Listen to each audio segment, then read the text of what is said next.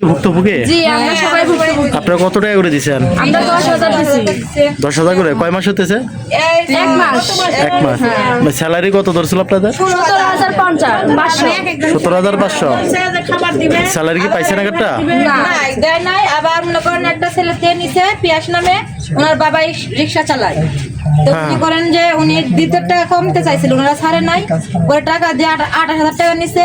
ওনার চাকরি ওরা দেয় না, ওনার আব্বু এখন অসুস্থ হয়ে আছে, আসতেও পারতেছে না। আপনারা কি এখন সবাই ভুক্তভোগী? হ্যাঁ, আপনারা কি চান? আমরা একটা সুষ্ঠু বিচার চাই। আমাদের টাকা আমাদেরকে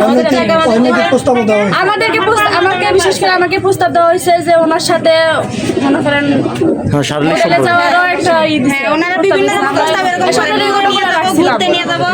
রেকর্ড আছে? হ্যাঁ, আমাদের রেকর্ড আছে। ওনারা বলছে যে কক্সবাজার নিয়ে যাবে, ফ্যান্টাসির ভিতরে হোটেল আছে, ওনারা সব ভালো করে সমস্ত কথা। আবার আমরা ভালো কথা বললে আমাকে হুমকি দিত যে আমরা 1 ঘন্টার মধ্যে তোমাদের এটা করবো ওটা করবো ওটা করবো, আমাদের বলা বাড়িওয়ালার নাম? আগের নাম কি? আলামিন বাবু। আলামিন বাবুর বাড়ি থাকেন। কি হয়েছে ঘটনা বলেন? আমি প্রতারণার শিকার হয়েছি এইভাবে যে আমি চাকরি আমারে দিব এক লোকের মাধ্যমে, জাহাঙ্গীর নাম তার সাথে পরিচয় অটোতে। হ্যাঁ। সে চাকরি দেব এই কথা বলে চাকরি নিতে গেলে লোক লাগে। কি চাকরি? মার্কেটিং গ্লোবাল লিমিটেড, মানে বিএনএস গ্লোবাল লিমিটেড। এটা বলে ওখানে টাকা লাগে 18,000, 15,000, 20,000, 28,000, 38,000, মানে যার কাছে যেরকম টাকা পায় এভাবে টাকা নিয়ে যুবক যুবতীদের চাকরি দেওয়ার লোভে নিয়ে যায়। নিয়ে যাওয়ার পর আমি যখন গেছি তো আমার প্রথম 2-4 দিন পরে আমার কয় যে তোমার যদি কোনো লোক থাকে তাহলে নিয়ে আসতে পারো। তো ভালো, যদি চাকরি বিষয়ে লোক থাকে তাহলে নিয়ে আসবো। পরে আমার মাধ্যমে আমি 5 জন নিয়ে গেছি, তাদের কাছ থেকে একই রকম টাকা নিচ্ছে। নেওয়ার পরে কাজ দেয় না, শুধু বসায় হেরা বাড়ি করছে গাড়ি করছে এই গল্প স্যালারি? মিটিং গুলাই করে। স্যালারি আমার ধরছিল 18,500 টাকা। স্যালারি পাইছেন? স্যালারি একটাও পাই নাই। কয় মাস হয়েছে? আমি চাকরিতে জয়েন করার 3 মাস হয়ে গেছে।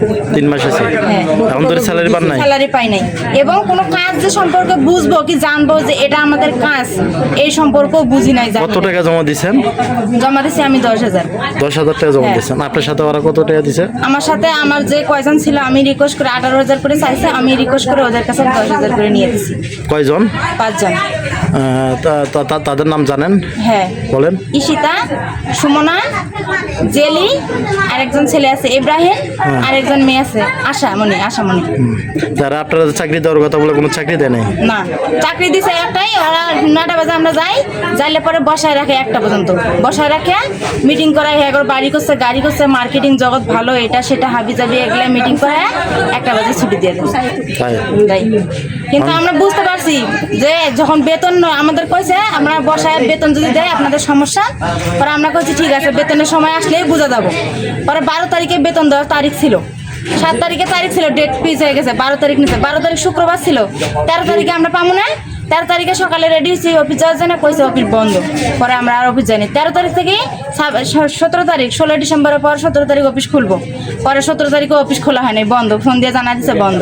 আজকে 20 তারিখ খুলবো। 20 তারিখে আমরা গেছি, যাওয়ার পরে 2 জনের ফলো করতে করতে আমরা অফিসে উঠছি। অফিস বলতে কি একটা ডাক্তারের ফার্নিচারও বড় আছে, সুন্দর। অফিসটা কোথায়? চেম্বার, রপ্তানি, বাইপেল রপ্তানি, ইপিজেটের সামনে একটা লাল গার্মেন্টস আছে।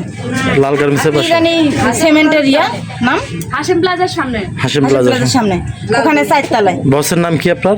বসের নাম ওখানে ছিল রাকিব বস, হ্যাঁ, জোয়েল বস, জাহাঙ্গীর বস, তারপরে মুক্তা ম্যাডাম এমবি। উনি বলে এমবি ডাইরেক্টর, পরিচয় দিছে এইভাবে। এখন এখানে কে কে আছে? এখানে আছে শুধু মুক্তা ম্যাডাম আর ওর নাম কি আরেক উনি সহকর্মী আছে।